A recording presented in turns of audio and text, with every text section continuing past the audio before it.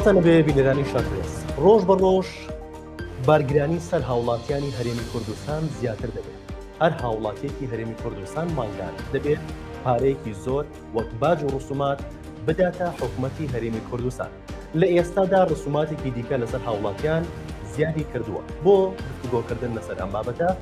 لەگەڵ بەڕێز دابەن محەممەد ئەندامی پەرلەمانی کوردستان گفتوگۆ دەکەین بە شێوەیەکی ڕاستەخۆ لەگەڵمانە کاک دەبان سڵاوت دەبێت ئەم کاتت باش. ڕسومات و گوڵەتێکی زۆر لەسەر هاوڵاتیانی هەرێمی کوردستان زیادی کردووە. وەرگرتنی ئەم باج و ڕسوماتانە لە ڕێی کۆمپانیەکانەوە هیچ دەقێکی یاسایی لەسەر هەیە؟ بە ناوی خۆی گەورە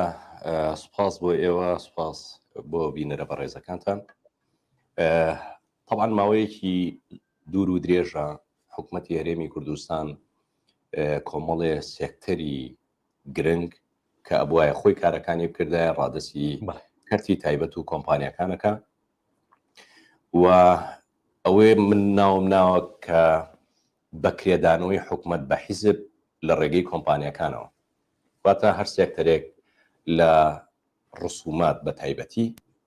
لە کارەبا، لە ئاو، لە خۆڵ و خاشاک، لە عریزە نووسین، لە کامێرەکانی هاتوچۆ، لە کۆمپانیەکانی سکیوریتی، لە خەڵە سنوورەکان، ئەمانە ڕادەسی کۆمپانیەکراونەوە بەشێکی داهاتەکەش بۆ کۆمپانیەکان ڕۆ. سەبارەت بە پرسیارەکەی بەڕێزێ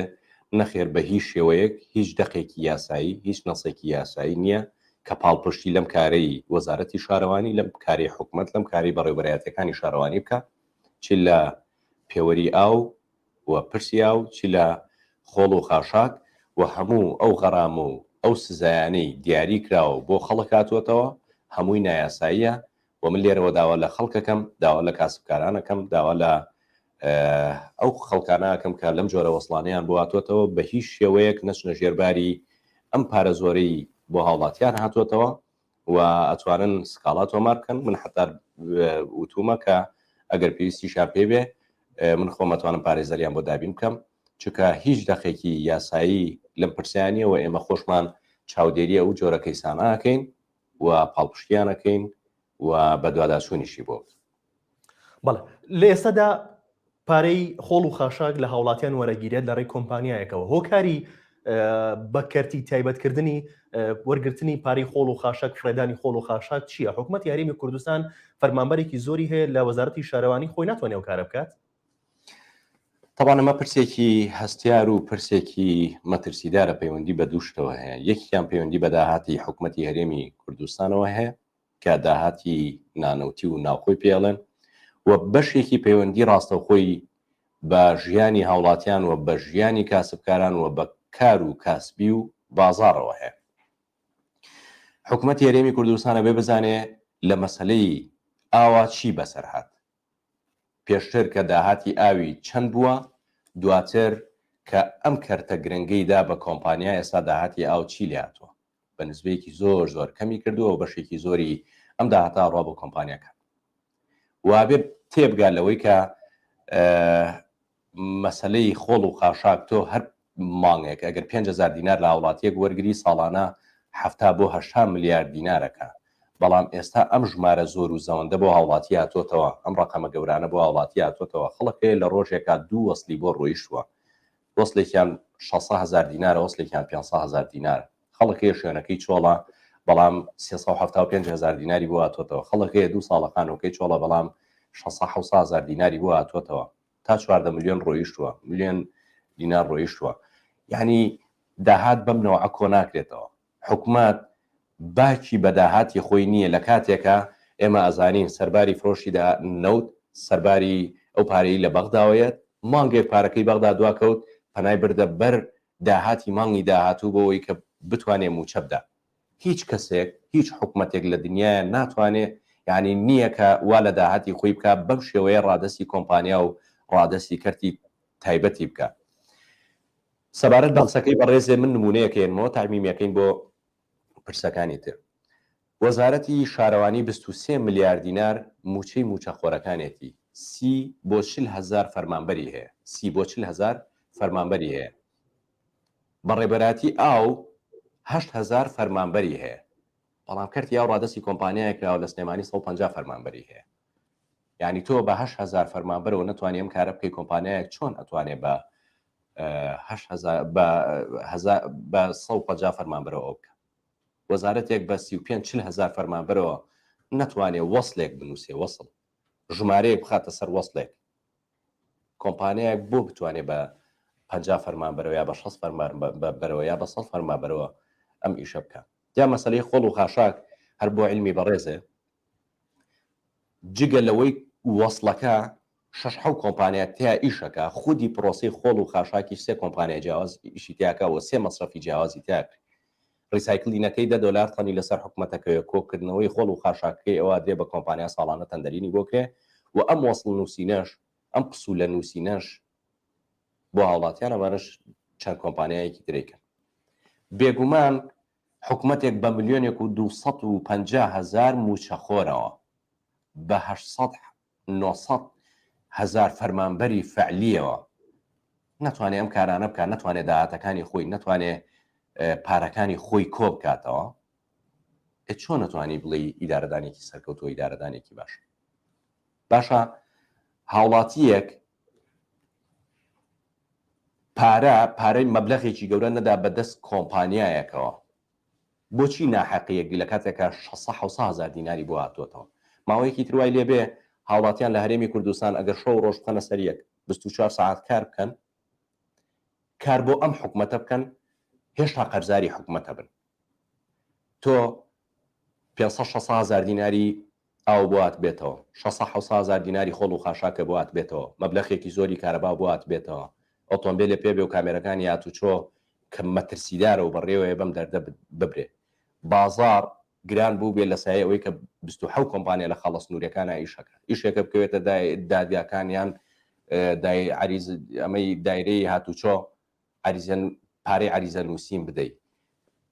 بەنزین بەگران بکڕی شتومەکی ڕۆژانەوە بەگران بکڕی نەوت بەگران بکڕی غاز هەر ڕۆژە و سارێکیە بێ و بەگران بیکڕی یعنی وای لێە ئەو پارەی کە تۆ پایەکەی هێشتا بیدەی بەدەست حکومەتەوە بە تەواوەتی خەڵکەکە قەرزارە بێ ینی لە داهاتووە پرۆسەکە بەمنەوە ئاڕوە. بەڵێ کاک دابان بەڕێزت باست لەوە کرد کە هاوڵاتیانی هەرێمی کوردستان دەتوانن نسنە ژێرباری ئەوەی کە پارەی خۆڵ و خاشاک بدەن بە کۆمپانیاکان. کۆمپانیەکان بەپێی یاسا تا چەند ئەتوانن سزای ئەو هاوڵاتیانە بن کە پارەی خۆڵ و خاشاک نایە؟ بە هیچ شێوەیەک ناتوانن چونکە ئەو غەرامانەی لە ئاو هاتووەتەوە ئەمە تەنیا بۆ خۆڵ و خاشاک ڕاست نییە بۆ خۆڵ و خاشاکی شاتووەتەوە و ئەو ڕێنمایانی کە بەپێی فەرمانی وەزارەتی شارەوانی هاتوۆتە خوارەوە و تاوانەکان جۆری تاوانەکانی دیاری کردووە هەمووی نایاساییە بەپێی دەستوری عێراقەمە ڕێکخراوە. لە پەرلەمانی کوردستان ئێمە هیچ دقێکی یاسامان لە ماوەی ڕابردووە دەرنەکردووە و ئێستاش دەری ناکەین و لە داهاتووش دەرناکرێت. هیچ دقێکی یاسایی نییە بۆ ئەم پرۆسێسەی کە بەڕێوەبەرایەتی شارەوانی و وەزارەتی شارەوانی دەستی پێکردووە. تۆ بڕۆ سەیری وەرەقەکانیان کە سەیری ئەو فۆرمانەکە کە دابەشێکەن و کە بڵاویان کردووەتەوە هیچ دقێکی یاسایی لەسەر فۆرمەکە نییە کە جۆری تاوانەکانی دیاری کردو هەر نووسراوە بەپێی فەرمانی وەزارەتی شارەوانی. وەزارەتی شارەوانی ناتوانێت بەبێ پرسی پەرلەمان ئەم پرسەیەک لا بکاتەوە ناتوانێت بەپێ پرسی پەرلەمان جۆری تاوان دیاریکە و جۆری سزاش دیاری بکە. ئەزانیم سزایانەوەکو چی وایە هاوڕێگیان وەکو هەر سزایەکی تر وایە وەکو هەر تاوانێکی تر وایە کە ئەنجام بێرێ کەسێکە قەتلەکە سزاکەی دیارە کەسێکە شەڕەکە سزاکەی دیارە کەسێکە دزیەکە سزاکەی دیارە ئەمانە تاوان و سزاکەی لە بەرامبەرا دیارە. ئەمە بە یاسا ڕێکخراوە ئەمەی تریش ئەبێ بە یاسا ڕێک بخرێت. بەڕێوەبەرایەتیەک ناتوانێت لە خۆیەوە بڕدیاری بکە تۆ ئەمە بکەی ئەمە 500,000 غەرامەی ئەمە بکەی ئەمە 300,000 غەرامەی ئەمە نەکەی ئەمە 200,000 دینار غەرامەی. بە یاسا هیچ یاسایەکمان نییە هیچ دقێکی یاسایی نییە کە پاڵپشتی ئەم فۆرم و ئەم وەرەقەیە کە ئێستا بۆ هاوڵاتیان دێتەوە بکات. واتە زۆر ئاساییە هاوڵاتیانی هەرێمی کوردستان بەتایبەت شاری سلێمانی کە ئێستا پسوڵەی فڕێدانی خۆڵ و خاشاکیان بۆیێتەوە پارەکەنەیەن زۆر ئاساییە تەنانەت ئەگەر ئەو هاوڵاتیانەی کە بەم شێوازە فۆرمیان بۆ هاتوۆتەوە پارێزەریان بۆ گرین با بڕۆن داوا قەیدکەن. قسەکە لەسەر یەک شتی ترە یعنی عریزە نووسینی بەڕێوەبەرایەتی هاتوچۆ کامێرەکانی هاتوچۆ تەنانەت لەو ماوە پێشوە قەبراڵکەنیان نابوو بە کۆمپانیایە تەنانەت پارەی ئاو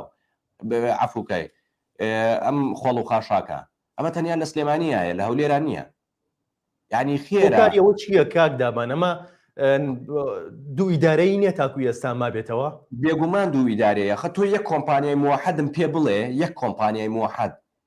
ئیشێک بکە لە زاخۆوە تاوەکو خانەکەی یەک کۆمپانیای موحدم پێ بڵێ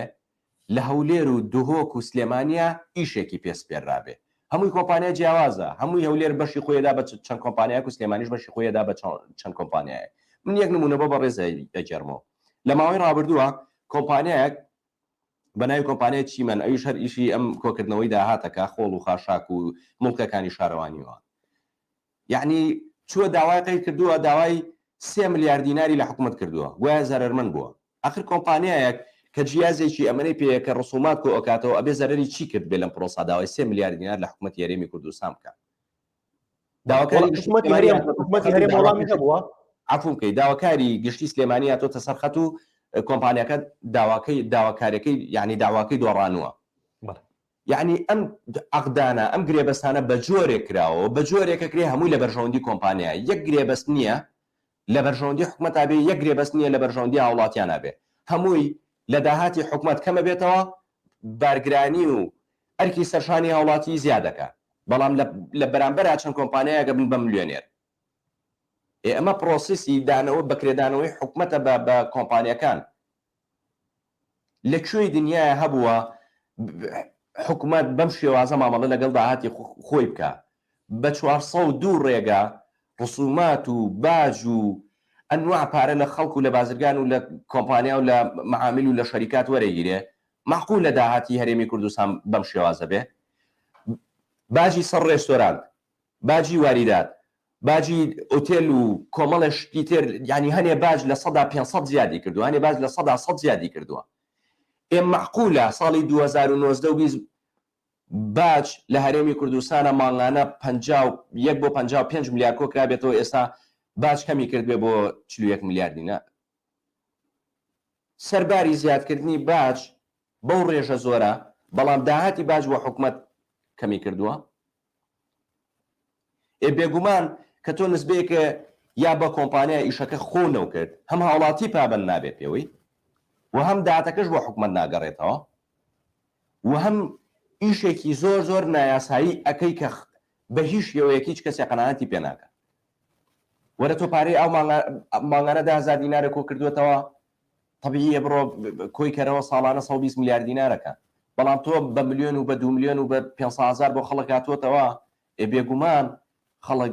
هین ناکات ینی پارە نایە داهاتەکە و کەمە بێتەوە بۆ 30 میلیارد بۆ 40 میلیارد دینار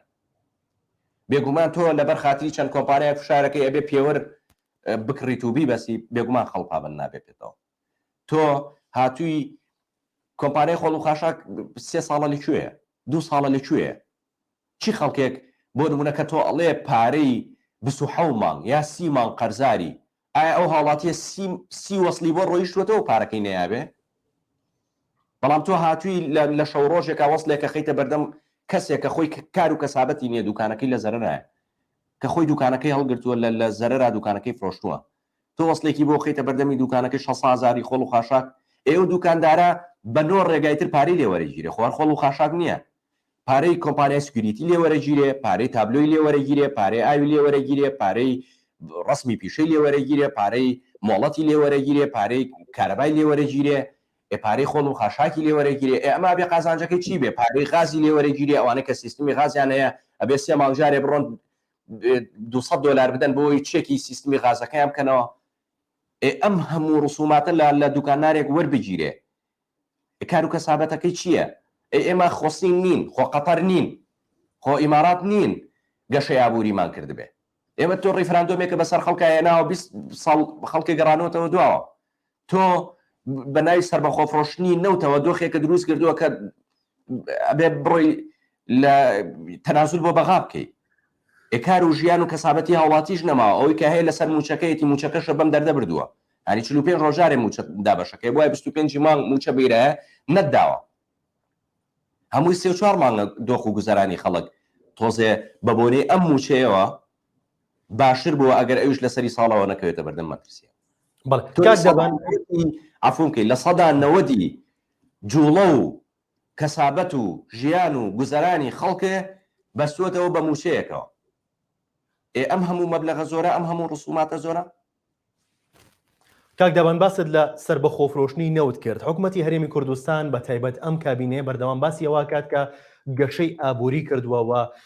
باز لە سەر بە خۆفرۆشتنی نەوتەکات، بەڵام ڕۆژ بە ڕۆژ قەیرانەکان زیاترە بن و ڕۆژ بە ڕۆژ گوزەرانی هاوڵاتیان بەرەو خراپترە ڕوە. هۆکاریەوە چییە؟ کاکە من یەک دوو ژمارە بۆ تۆ ئەخەمە ڕوو، ئەوە چەند جارێک دیقەتم ماوە. باس لە مەلەفی نەوتەکەن گوایە پیاچوونەوەیان بۆ کردووە. ئەو داهاتەیە گەڕێتەوە بۆ وەزارەتی دارایی، هەرەو داهاتەیە سنتێ زیادی نەکردووە. باشە موچەی فەرمانبەران 898 ملیار بووە، لە مانگی ڕابردووە زیادی کردووە بۆ 903 ملیارە شێکی وایە، گوایە چەند فەرمانبەرێکی تازەیان دامەزرانوە لە یەکەمەکانی زانکۆ و پەیمانگەکە. باشە ئەو چاکسازی ئێوە چی لێ بەسەر هات کە گوایە بە سەدان ملیۆن دینارتان گەڕانەوەتەوە بۆ خەزیانەی حکوومەت، کە دوو موچەتان گوایە بڕیوە، کە پلەکانتان ڕاست کردووەتەوە، کە ئەوانەی کە بە ناحەق کرابوون بە وەزیر و کرابوون بە وەکیل وەزیر و کرابوون بە مدیر عام، هەموو ئەوانە لابراون. پارەکەی ئەوە چی لات؟ باشە بۆچی ڕێنجی موچەت دەستکاری نەکرا کە 898 ملیار دینارە؟ بۆچی نەبوو بە 850 ملیار دینار؟ بۆچی نەبوو بە 830 ملیار دینار؟ ئەی باشە 800 کۆمپانیای بواری نەوتی بیانی و ناوخۆیی کارەکەن لە هەرێمی کوردستانە بڕیار بوو لە یاسای چاکسازیە پیاچوونەوە بە باژی ئەم کۆمپانیایانە بکرێ و ئەم کۆمپانیایانە باش بدەن.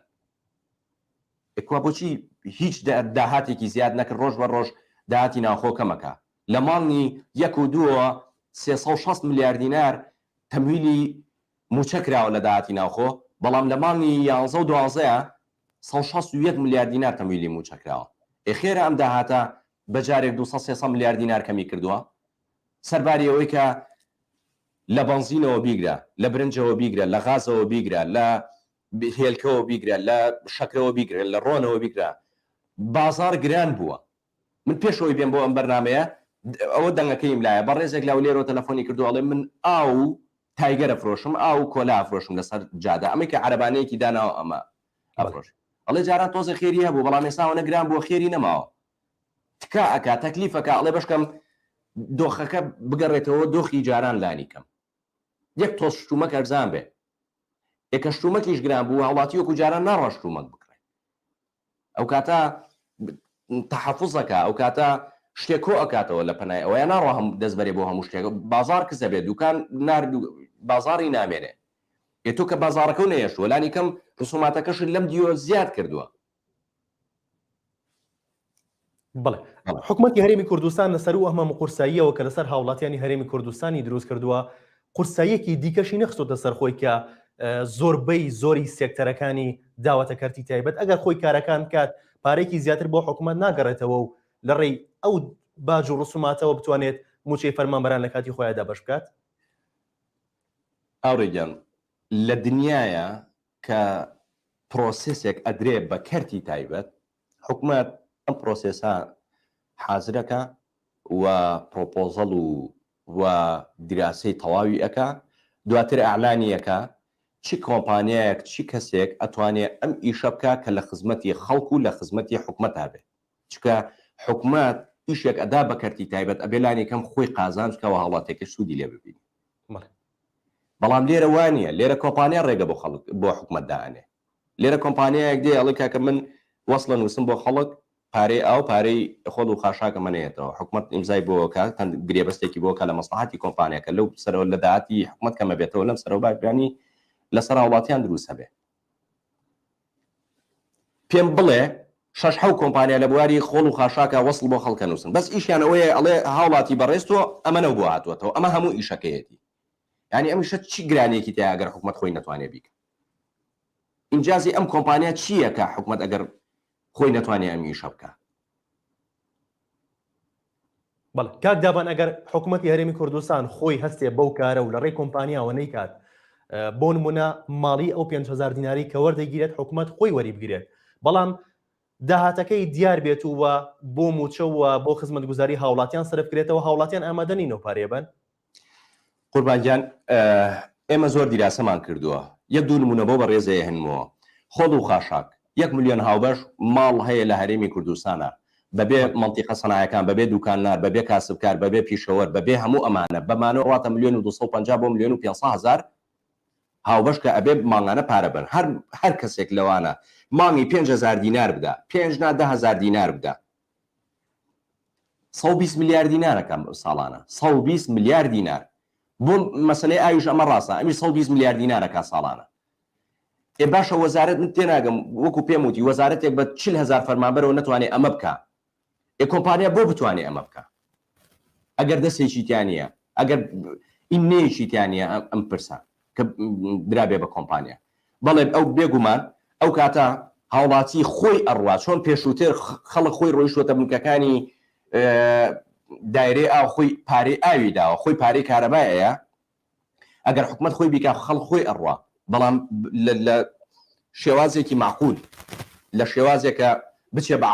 عەقڵەوە لە شێوازێکە بچێ بە گیرفانی خەڵکە لە شێوازێکە گیرفانی خەڵک و بژێویەکەی تەقەبولی بکە بەڵام تۆ یەک لە بری 10,000 کە 120 ملیار دینارەکە هاتووی 600,000 500,000 300,000 200,000 بۆ خەڵک هاتووەتەوە بۆ کاسبکار و پیشەوەر هاتووەتەوە ئەمە پارەکە و نایاتێ کە پارەکەی نەدا حکومەت داهاتی نامێنێ ئێسبینە کۆمپانیەکەش یەخەتەگریاڵە من زیانمەند بووم داوای 34 ملیار دینارە لێیەکە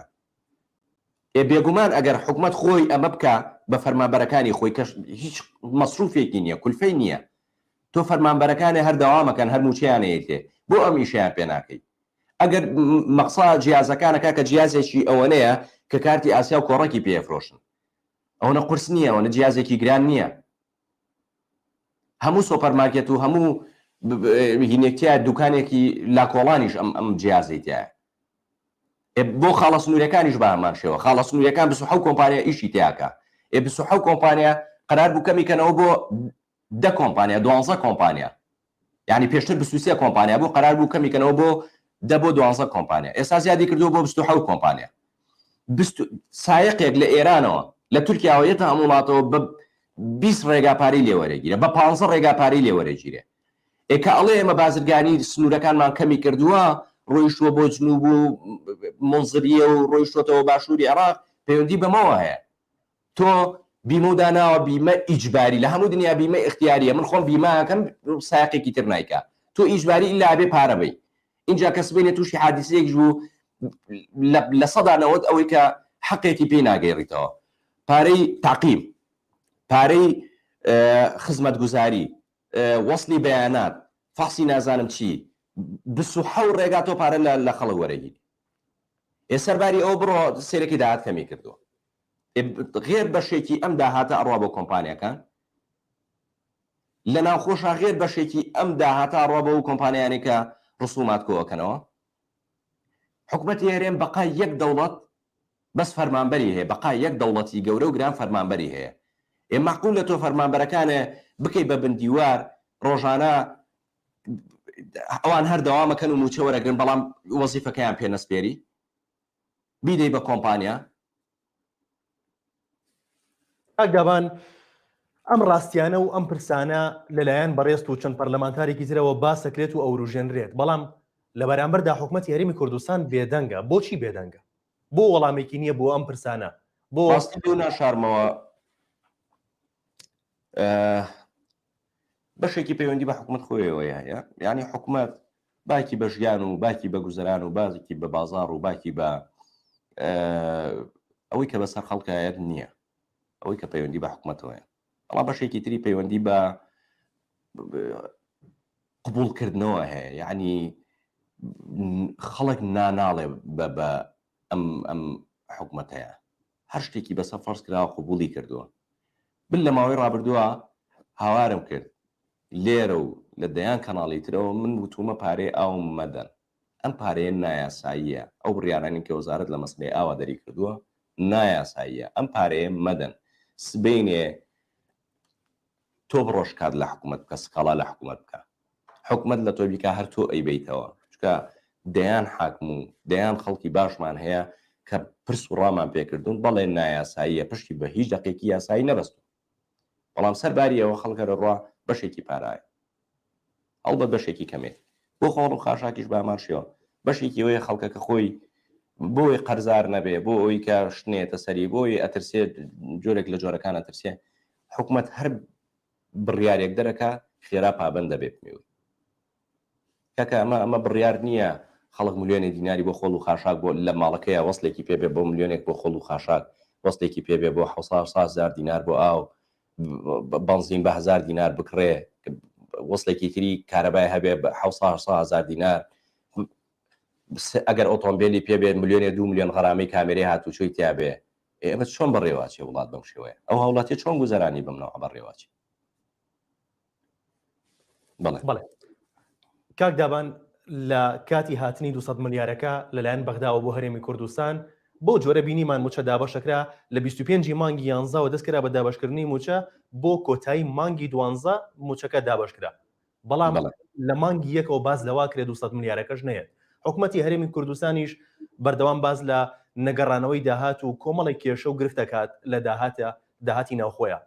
چۆن دەتوانێت موچە با چارەنووسی موچە چی لێت طبعا هەر لەم کەناڵی بەڕێستەوە لەگەڵ بەڕێستا و کاتە پرسیاری ئەو کرایە موچە دواکەوێ من تەسەورم نەکرد حکوومەتی هەرێمی کوردستان لەگەڵ قسەکانی خۆیان ناڕازگۆ بێ ئەو کاتە قەت تەوقعی ئەوەم ناکرد چکە ئەو کاتی کە موچە باش بوو سەرۆکی حکوومەتی هەرێمی کوردستان ڕایگەیاند هەموو 25 مانگێک دەست بە دابشکردنی موچەکەن چەندێک داهات لە بەردەسا بوو بە گوێرەی ئەوە موچایە بەڵام بەداخەوە سەرۆکی حکوومەت ڕازگۆ نەبوو لەگەڵ قسەکانی خۆیان دوو ئەم چەند ڕۆژی خراوەتە سەری لە مانگ یەکەوە لە 2 مانگەوە گویا دەست بە دابشکردنی موچە بکرێ ئەمە ئۆتۆماتیکی ئەو موچەی مانگی 12 بە بۆنەی تەخیربوونی چەند ڕۆژێکی 200 ملیارەکە خۆ لە نەتیجە هات موچەی مانگێکیان هین کرد ینی برد ئەوەی کە من بە کوردەکەی پێڵم دزی موچەی مانگێکیان دزی چکە ئەگەر لە مانگی یەکی شابڵێن ئەمە موچەی مانگی 12 لە 2022 هەر موچەی مانگێک نقصانە بێتەوە سەبارەت بە 200 ملیارەکە 200 ملیارەکە هیچ زەمانەتێکی قانونی هیچ پشتیوانێکی قانونی نییە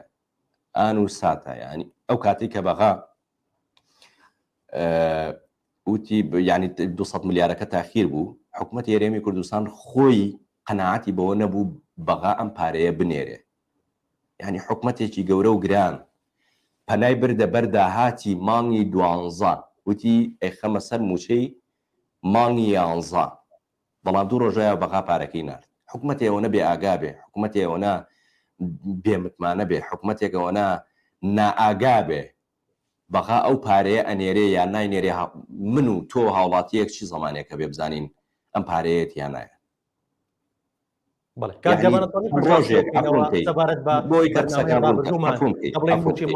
تاواتی پاشەکەوت کراوە تەواو نەما ئەوڕیگیان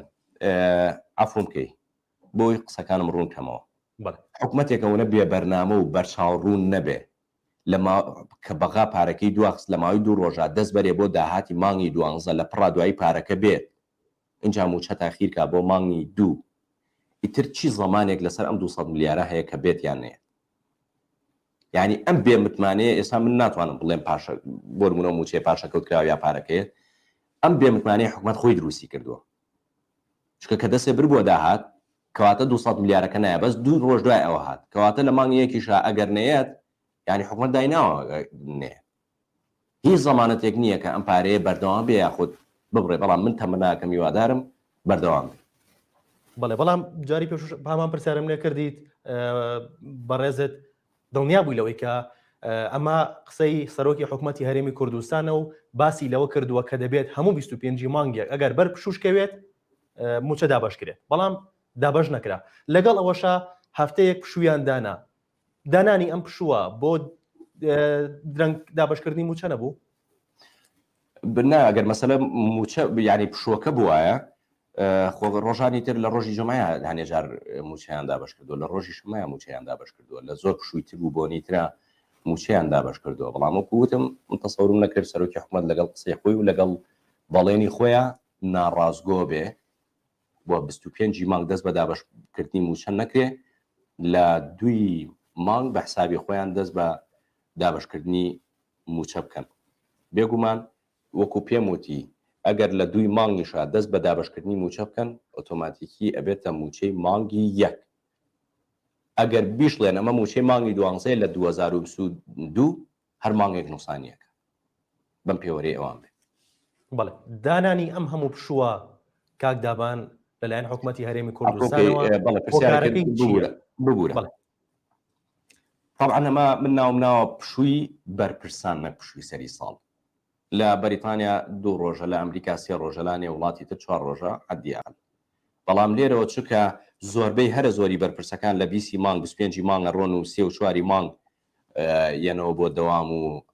حتا ئەو کاتێک کە دەوامی ئاسایی بوو، یعنی حکوومەتی هەرێم دەوامی ئاسایی بوو هەنێ بەرپرس سەفەریان کرد بوو بۆ دەرەوە. هەنی ئەوەی کە هەیە سەفەری بەرپرسانە، بەرپرسانی حکوومەتی هەرێمی کوردستان نەک پشووی سەری ساڵ، نەک پشوویەک بۆ خەڵکرابێ. ینی تۆ ئەگەر حکوومەت و ئیدارە و مواسساتی ڕێکوپێکە هەبێ چۆن ئەبێ 7 ڕۆژ 8 ڕۆژ پشوو هەبێ لە 25 مانگەوە بیکەیتە پشوو تاوەکو 2 مانگ زۆر زیاتری شەکا بۆ معلوماتە. ینی چکە مانگ 31 و اینجا 1 و 2 مانگ هەر ئەوەنە 4 ڕۆژیەکان لەم لاشەوە بە کۆمەڵی ڕۆژی تر. غێر ئەم حکوومەتە ئەوەی کە داینەوە بە ناوی پشوویە بۆ بەرپرسانی داناوە، بۆ سەفەری بەرپرسانە، بۆ گەشتی بەرپرسانە، بۆ ڕەفاهێت و بۆ خۆشگوزارانی خۆیان. پەیوەندی نییە بە سەری ساڵ و بە خەڵکەوە. بەڵێ کاک دابان سەرباری هەموو شتانی کە باسمان کرد لە کۆتاییە ئەمەوێت باسێکی کاری حکوومەتی هەرێمی کوردستانم بۆکەیە. حکوومەتی هەرێمی کوردستان بە فعلی کاری چییە؟ حکوومەتی هەرێمی کوردستان ئێستا تەنیا ئیدارەی ئەو ئیدارە خراپەی خۆیەدا کە لە ماوەی ڕابردووە کەڵەکە بووە و لەم کابینەیەشە زیادی کردووە. واتە حکوومەتی هەرێمی کوردستان خەدەماتی نێشتووە، حکوومەتی هەرێمی کوردستان خزمەتگوزاری نێشتووە، حکوومەتی هەرێمی کوردستان خزمەتکردنی نێشتووە، حکوومەتی هەرێمی کوردستان ئەوەی کە پەیوەندی بە بەرژەوەندی خەڵک و پەیوەندی بە خزمەتکردنی خەڵکەوە هەیە نەماوە. تەنیا یەکشت لە حکوومەتی هەرێمی کوردستان ئەماوە، ئەویش ئیدارەدانی ئیدارە خراپەکەیەکی لەناو ئەوەشە موچەی فەرمانبەران. یعنی ئەم حکوومەتە هەموو جوهد و هەموو تاقە و هەموو توانایەکی خستووەتە گەڕ لە پێناو دابینکردنی موچەیەکە بەداهاتی نەوت بەداهاتی بەو پارەی لە بەغداوەیە بەداهاتی ناوخۆوە. هێشتا ناتوانێت ئیداری موچەی فەرمانبەرەکانی پێنایێرێ. ئەم حکوومەتە هیچ وەزیفەیەکی نییە، هیچ کارێکی تری نییە. یعنی لە کابینەکانی ڕابردووە سەرباری هەموو تێبینیەک پرۆژاکرا، جادەوبانەکرا، بەنداوەکرا، لانیکەم دۆخی دەرمان باش بوو، دۆخی خەستەخانەکان باش بوو، دۆخی پرۆژەکان باش بوو، کۆمەڵی پرۆژەی استراتیژی باش کراوە. بەڵام لەم کابینەیە شتێکی ئەوتۆ نەکراوە. ئەوەی کە هەیە ئەوەی کە سەرۆکی حکوومەت تکاو ڕجاو ئەوەی لە خەڵکە کرد کە ئیشی حکوومەت تەنیا موچە نییە، عەکسەکەی دەرچوو ئیشی ئەم حکوومەتە تەنیا بووە بە موچە و موچەکەش ناتوانێت بە ڕێکوپێکی بدات. بەڵێ بەڵام ئەم کابینەی کە ئێستا کارەکان بەڕێوە ئەبات، کاری حکوومەتی هەرێمی کوردستان بەڕێوە ئەبات، لەم کابینەیە باز لە چاکسازیە کرێ، باز لە ڕێکردنەوەی کارەکانی کابینەکانی پێشترە کرێ. بەڵام ئەوەی کە ئەبینرێت زیاتر قورسکردنی و بارگرانیکردنی هاوڵاتیانە. وڵاهی من نازانم، من پێم وایە حکوومەت خۆی شەرمەکە کە باسی چاکسازی بکە، بەڵام پێ بسەیرە لای تۆ بۆتە پرسیارەمە. بەڵێ ینی حکوومەت خۆی شەرمەکە باسی چاکسازی بکە، لەو شوێنەکە باسی ناکە. ئەگەر بیکردا ئێستا مێشکی خەڵکی بردبوو، بەڵام پێ بسەیرە کە لای جەناب بۆتە پرسیار. واتە چاکسازیە بە هیچ شوێک بوونی نابەدەن. سپاس بەڕێز دابان محەممەد ئەندامی بەرنامەی کوردستان بە شوێکە ڕاستەخۆ لەگەڵمان بووی. سپاس بۆ ئێوەش بینەرمان بکات.